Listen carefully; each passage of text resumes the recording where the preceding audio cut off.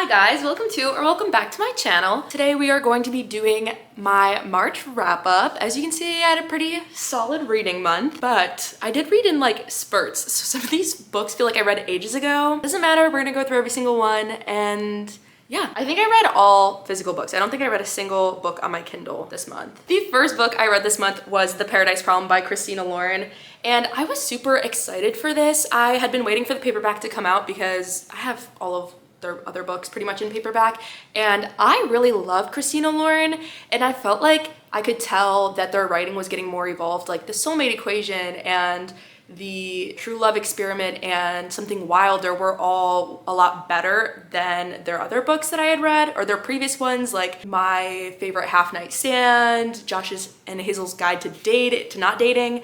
I really thought I could like see a lot of progress in them, and while some of the stuff that would hit in those hit in this, there unfortunately seemed to maybe be a timestamp on their comedy. It was giving millennial core, like it was really giving millennial trying to be hip and funny, and there were so many times where I was cringing that I was like, why would you say that? And it was just so like I could tell that it was supposed to be funny and silly, haha, but it was like actually just so cringe. Anna, the main character, like the way she was acting when she was high was just like so weird. Like, I don't know, I guess I wouldn't know, but like it just seemed so odd. And then like every 10 chapters, she would use one random Spanish word. I don't know if she was supposed to be Hispanic. I don't think so. Every once in a while though, she would just use a random one, and I was like, what is going on here? And then the rest of it wasn't like great enough for me to really rate it more than 3 stars. And it was really disappointing though, because it's almost like fake dating-ish. They had a marriage of convenience. She thinks they broke it off, but he didn't. And so now she has to pretend to be his wife. I mean, she is legally his wife, but she has to like pretend to be his like current, like they haven't seen each other in 3 years. She has to act as if they've been like husband and wife the last 3 years. Anyways, like, and he's rich, like and they're going on vacation, and there's another wedding happening, and there's like so much. It was borderline giving The Unhoneymooners, except for The Unhoneymooners was good. I was just so disappointed. I'm actually so sad that I didn't like this as much as I did. I will have to see if I end up continuing to read any Christina Lauren. I would consider reading some of their older books as well, because I did like their older books. I just thought that their newer ones were better, but I don't know, we'll see. I might have to like dip my toe into one of their older books and see if it has the same millennial cringe in it, but I don't remember half of their other books having that. The Soulmate Equation is one of my top tier books. Like, what? Anyway, so then I read Hate Mail by Donna Marchetti, and this was very much like such an interesting concept. Like, I was super excited to read it, but the writing was like kind of awful. I gave it 2 stars. It was very immature writing, which normally is fine. I think like I don't necessarily mind the writing too much if like the story is really good, the characters are really good, but I think the characters in this were not good, and that's kind of what like messed me up. The main love interest is so like weird. Like, he's so hot and cold, and like the way that he acts is just, I don't know. Basically what happens is Naomi and Luca became pen pals when they were kids, and they just like were beefing the whole time, and they continued to send pen pal letters just making fun of each other back and forth, but they had never met, whatever. And then I think like 2 or 3 years go by since she had heard from him, and then all of a sudden she gets another letter. She's like trying to figure out who it is. She's like kind of flirting with this guy in her apartment complex, but she's like trying to like discern who she wants to be with. And the way everything went down to me was just so like uncomfortable. Like, the drama between her and her neighbor, and the drama between, I guess there wasn't much drama between her and Luca, like the letter writing guy, but like the way her friend, they were doing crazy things to try and track him down. I was like, oh my God, like they were flying cross country to his old address, his childhood address, to try and find him. It was crazy. I ended up giving that 2 stars. I was kind of disappointed with that, actually. I love Lenny Kaufman artwork though. That's probably partially why I bought it, was because she did the cover. I have to stop doing that because she did a cover for The Signature Move by Cassandra Divick, and I think I also gave that 2 stars. So I have to stop judging books by their covers. Okay. Then I finished the Legends of Thesmar series. I read Fate and Furies and Shadow and Storms, books 3 and 4. This series was a blast, honestly. Like, it was so fun to read. The characters were great. Like, the love interests, the FMC, the side characters. Like Kip and Cal were so like the found family, and Kip and Cal, like they were just the perfect comedic relief. They were perfect like buddies. And then the crumbs we would get with Ren and Tor, don't piss me off. Like I'm so excited for their series, even though apparently their series starts off like he's mad at her. Why is he mad at her? What happened? I'm so excited for their series. I have Iron and Embers and I was going to read it like immediately, and I've been such in the mood for it, but I keep putting it off. I don't know why. I think because it's so big and I just want to like sit down and binge it.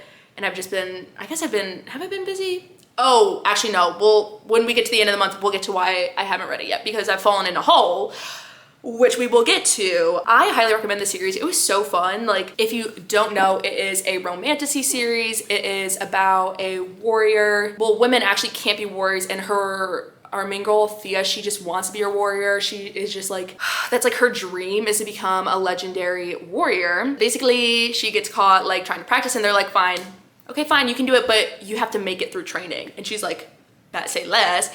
So then the whole series is about her trying to achieve this, and there's a lot of like, there's dark magic at play, and there's evil like taking over the world, and she's got to like figure that out, and she's got her buddies to fight through with her. It was honestly, it was just so good. And yeah, I would recommend this series if you want just like a fun romantasy that is like, it was good written. It was, I think it was, yeah, it was decently written.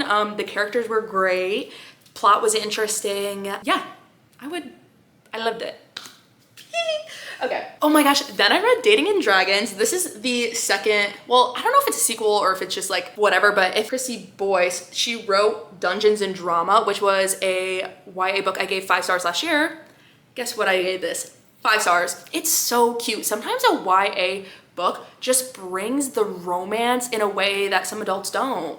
And it's not just the closed door, because I've read closed door adult romances and they're just like, whatever. It's just that like these YA authors know how to give you like yearning and tension. Like, oh, it was so good. Basically, Quinn moved to a new high school. She's trying to make friends. And on the first day she meets this like guy who like is really cute, and she's like, oh my God. But then she's trying to join their D&D league or game. And all of a sudden he's like really mean. And she's like, what the hell? He's like, I don't want you to join the club. Crazy stuff. So then she's like, wow, this is a jerk. I need to know if this is, oh yeah, okay. I had to make sure this isn't a spoiler, but she's trying to join the campaign, and the group live streams her games and enforces strict rules, no phones allowed, and no dating other group members. Got that turning in your mind? Oh my God, the yearning was so freaking good in this. Oh my God, I will probably read anything else. Miss Girl writes. I almost reread actually the second one. I talked about that in my bookshelf video. I was gonna reread it because I was like, shit. Sometimes when I read like a 5-star romance, it happens sometimes when I read a new Allie Hazelwood, I'm like, I need to cool down. So I'll read my favorite 5 stars. And like, so I was almost gonna read the other one because I was like, I'm at a loss, but I prevailed. I kept going. So then I read A Study in Drowning by Ava Reed. This edition honestly is gorgeous, and this is partially why I wanted to read it. But I also love Dark Academia Gothic. So I gave this 3 stars because I did really like the world and the vibes, the aesthetic of it, the atmosphere, and I did like Effie, our main character, but there were a few things that fell really flat.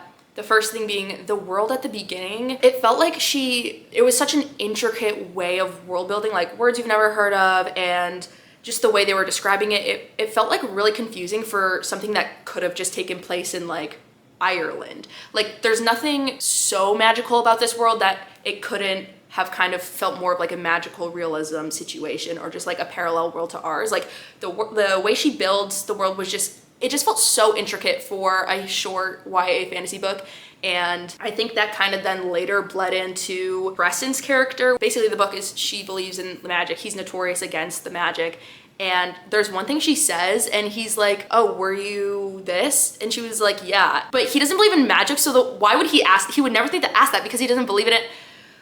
I don't know if that makes sense to you, but I'm trying to be like, as like spoiler free as whatever. But I was like, why would he ask that? Like, he doesn't even believe in magic. Why would he? Anyways, and then lastly, I honestly didn't feel much romantic chemistry between Effie and Preston. I both liked their characters. I thought they were fun, but the relationship felt platonic to me like the whole time. I didn't feel the romance between them, but who's to say? Then I read Rebel Witch by Kristen Sicarelli. Loved it, 4.75. 4.75 stars. I rounded up to 5 on Goodreads. I need to be more detailed when I write my reviews because I don't know why it left that 2.25. I guess maybe because I'm not really like constantly thinking about it. But I absolutely love this duology. I would die for Gideon and Rune. I love them. So good. So good. One of my favorite, new YA favorite duologies. Like, it was so good. Again, great with the tension.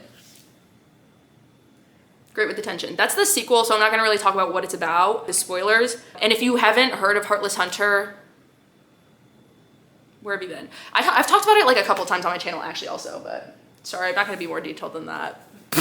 Then I read Give Me Butterflies by Jillian Meadows, and I give this 3.5 stars. It was just super, super cute. Single dad romance, workplace romance, although I feel like the workplace doesn't actually play a huge part in it, but they are coworkers. She's an entomologist, which is kind of why I picked it up. I just thought that was so interesting and like fun as a job. Like, I hate bugs, so like not because I want to be an entomologist, but I was just so interested in like how that would affect her character and what kind of girl she was. Just like honestly really fun. He's a girl dad,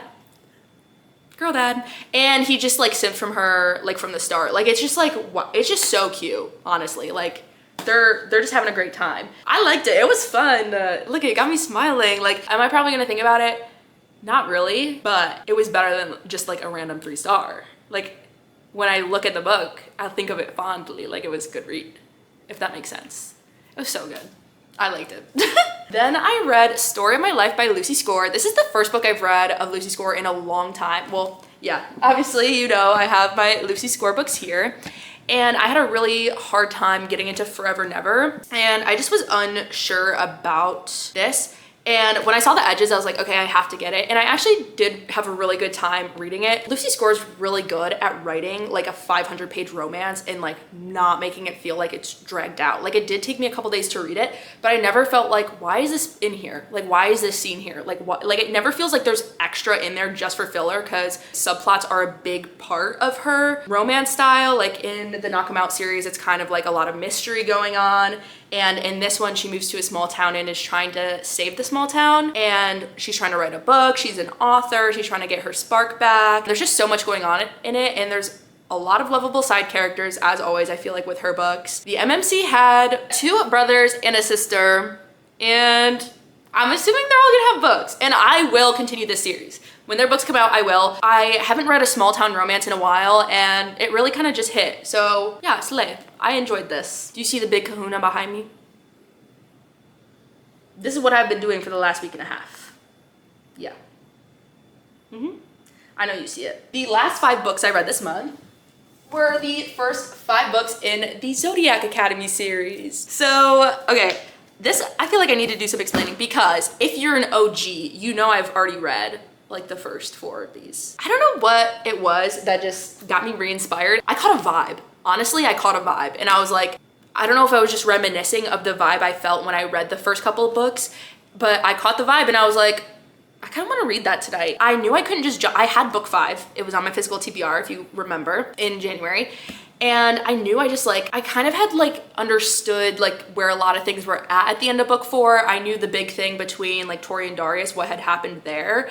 But then I knew something happened with Lance at the end of the 4th one, but then what I thought happened was not what happened. I didn't recall that. So that was good. And just like rereading it, there was a lot of things I forgot that happened. But like when I read them, I was like, oh yeah, I forgot about that. But anyways, long story short, I reread the first 4 books in the Zodiac Academy series. The first 3 were so fun. Like, they're just so addicting. It's like a trashy TV show, which I feel like sometimes those can be like really good, but it's like guilty pleasure read. Like, it's like not, the writing is not good. There's grammar errors all over the place. There's cringe things that they say. The way that they dress is so like millennial core. Why would they would be wearing that? But that actually does kind of bring up one thing. Sometimes before I have to look up what year it was published before I start talking about it, because I saw someone hating on The Deal, is it? Off Campus, and someone was like hating on her outfit, but that book was written in like 2015 or something. Really, really old. And it was like, y'all, that's how they dressed it in 2015. College students?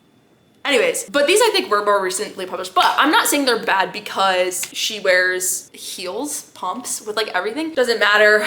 Long story short, these were fun. I flew through these. A blast. Book 4 was honestly a pain to get through. Not everyone, Tori was so insufferable in this book.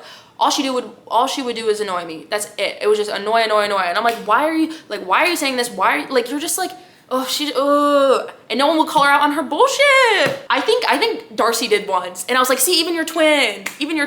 But sometimes Tori would say some fuck shit, and Darcy would just be like, and I was like, why would you say that? Anyways, she was just always angry, and it would piss me off so much because she has the worst temper, I think, of any main character I've ever read, because any slight inconvenience and she would jump down their throats. And it was like crazy because it's like the two characters that she spent a lot of time with in this book that she didn't like they were clearly trying to make amends. Like they were clearly trying to make this relationship, this friendship work, or this like, not even friendship, like acquaintanceship. Like they were just trying to be peaceful, and every time they sat down, she would just be yelling at them. So then when I was finishing this one, I was like, oh shoot, I don't know if I can read the next one. I was like, is this actually like how the rest of the series is gonna be?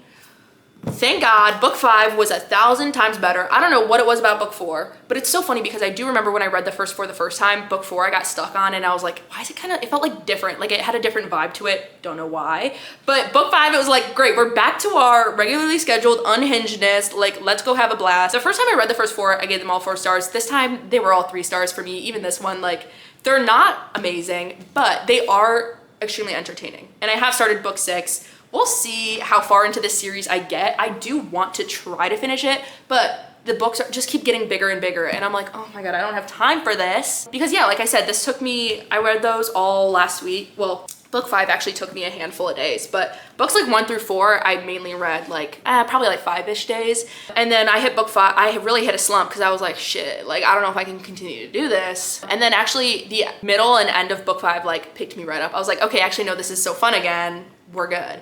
So I started book 6, and book 6 starts like with like a great vibe. So I'm hoping that continues through the rest of the series and I can just like finish it out. We'll see though, because it takes a lot of time and I have so many books I want to read. So I don't know. That's why it's so weird. I have so many vlogs I want to film and so many things I want to do, but I like got sucked into this series, and so it's like, it's hard to like entertain myself in other ways because I'm like, oh my God, like I'm just sucked in. I really want to read it. Caught a vibe, and I haven't lost it yet. So we'll see how long it lasts. Those are all of the books that I read this month, all 14 of them. So it was a pretty solid reading month actually. Yeah, I hope you guys enjoyed this video. Leave a comment down below if you're still watching. Leave me a little heart. That's that. And I love every single one of you. Bye.